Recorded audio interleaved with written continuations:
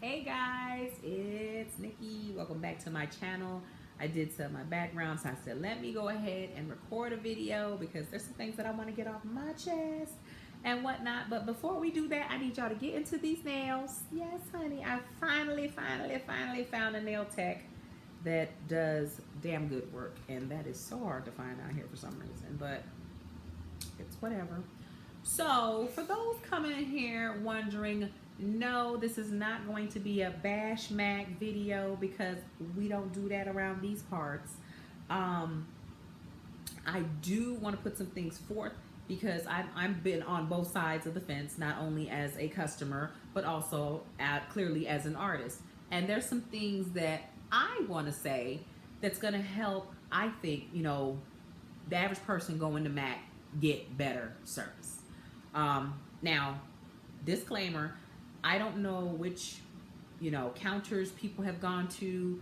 I know it happens in various places, and I want to put this out there first. Number one, no, Mac is not about rude service. There is no reason that anybody should be getting bad service from anybody working at Mac. That's not what we're about. That's not what we do. That's not what we stand for. And if you are receiving, bad service, it's your job to speak up at that point or ask to speak to a manager. Because when you come in, I understand that there's a level of service that you expect, as you should, because I'm that way when I go places. But I've also seen the others, like I said, on the other side of the fence, that's like, okay, you made this, long video pertaining to this terrible, terrible experience you had at Mac, but a lot of them tend to omit the other side that may have contributed to this bad experience at Mac. So, with that said, I'm also going to say this. I've had bad experiences at Sephora on more than one occasion. I've had bad experiences at restaurants. I've had bad experiences at car dealerships. And as far as I'm concerned, yeah, obviously to a small percentage of degree that reflects on the company, but I don't blame the brand as a whole. I blame that individual because clearly they haven't been taught how to give excellent service. Because even an excellent service person can turn around a bad situation. And that's just me. Can't speak on everybody else, but I know my rapport with customers is pretty damn good. So, with that being said, let's get into the list. So, when we go into Mac and we're shopping and we want to see everything and we walk in there and you're saying you're getting greeted with an attitude, how swag. Let me do this first before I get into my little list.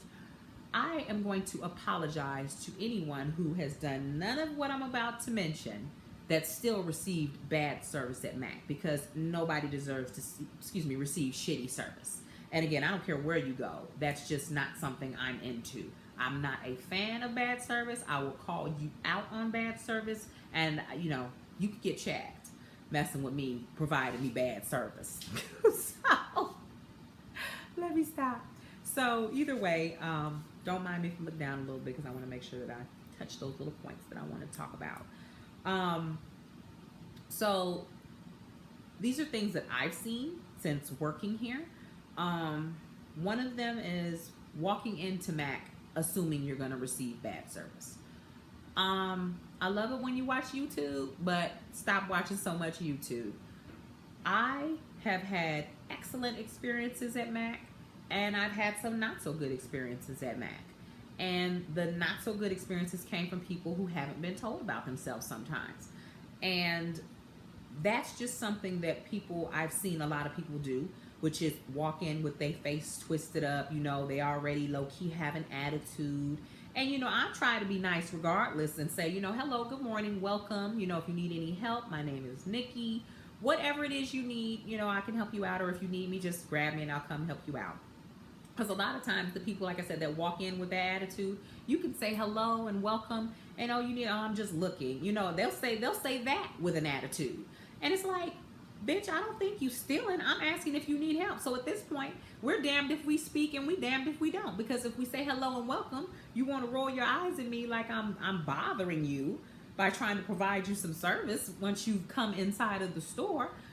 But if I don't speak to you, you're saying we're bitches and we're stuck up, and we don't say anything when people come in. So it's like, okay, And I know that's not everybody. That's why I'm pointing out things that have happened on this side of the fence to be like, bitch, we can't say it. But, my thing is, don't walk into the store assuming you're going to receive bad service, because it's highly likely you're not going to receive bad service.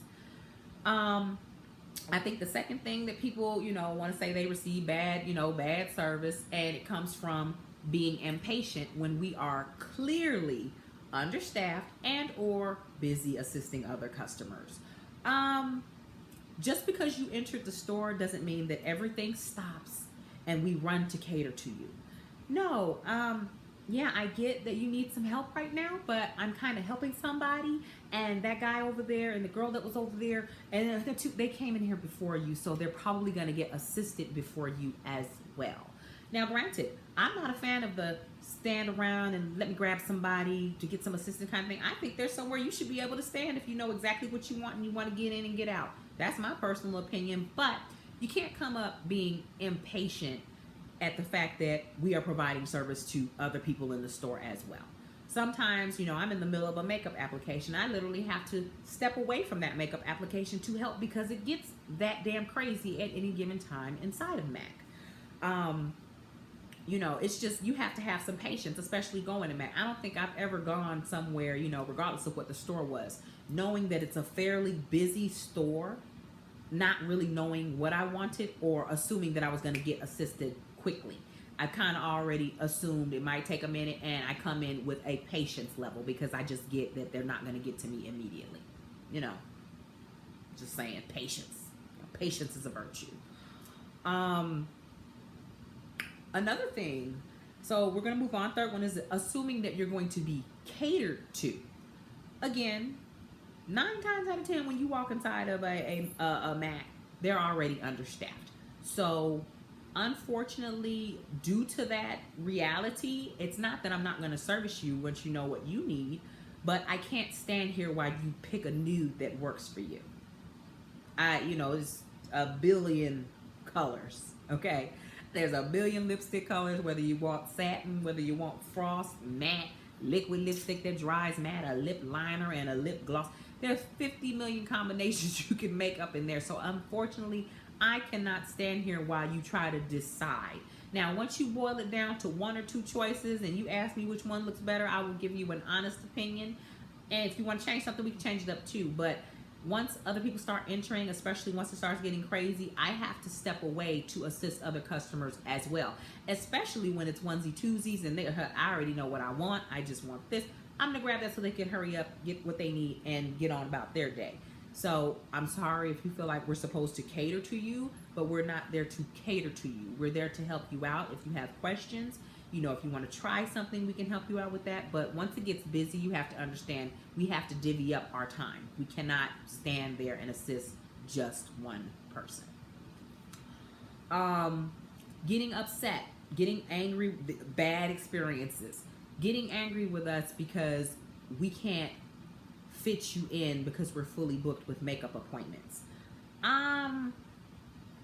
They're called appointments for a reason. That is so that there is a slot of time that is designated specifically for you to get your makeup done. Yeah, this is Las Vegas. So if you want to get your makeup done here, it's highly likely that you should make an appointment, especially with M.A.C, because 9 times out of 10, we're going to be booked at the time you want yourself to get in and get your face done. But when I say, again, experiences I've had on the other end of the fence, girls be very rude and vocally rude, about not being able to get their makeup done. One of the girls they ain't got rude with me, because let me tell you something. Don't let these eyelashes fool you. But one of the girl was really rude to her. Like, what, you can't work fast enough? Are you busy right now? I don't understand why I have an appointment coming in. This person has an appointment, just really rude to her for no reason. And it's like, that's not our fault you didn't plan ahead of time.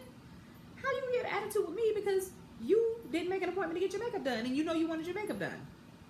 So it's a little ridiculous, but that happens too. Let me see. The last thing was pretty much, just, again, be mindful. You know, be mindful of what's going on in the counter when you enter before you automatically want to say, oh, you had a bad experience. It's like a bad experience usually is broken down and individualized. You know, somebody, you know, discriminated against you. Somebody, you know, was just being hella rude to you. You know, a lot of times what I find, and this is just, like I said, dealing with this all the time, the customer usually comes at the artist very rude before any rude exchanges happen. You know, that's just been what I've seen. And I'm not saying, again, that there's not rude artists out there, because I've seen some. And that's not just at M.A.C, okay? But you know, like I said, you get a lot of these people that come in with this entitled attitude, and I don't know what that's about. So, again, be mindful.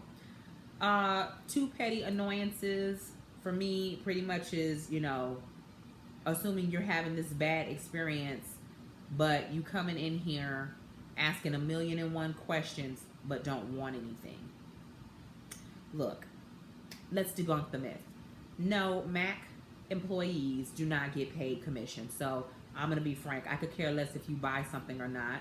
However, comma, if you're not going to be buying anything, why walk into a store at the most busy time possible to want to ask all these questions, want to be color matched, and all this other stuff, and then get an attitude because it's not happening fast enough for you, and you still ain't even buying shit? Excuse my French, but I'm just going to say it like that. I know me. If I'm not buying anything, I'm not going in a certain store, especially if I know it's a busy store, unless it's like the middle of the week when I know it's not going to be as busy or something like that. But just coming off with an attitude because you're not getting service fast enough, or as fast as you think you're supposed to be serviced, it just doesn't work that way. You guys got to be a little more considerate of what's really going on when you go into M.A.C Cosmetics.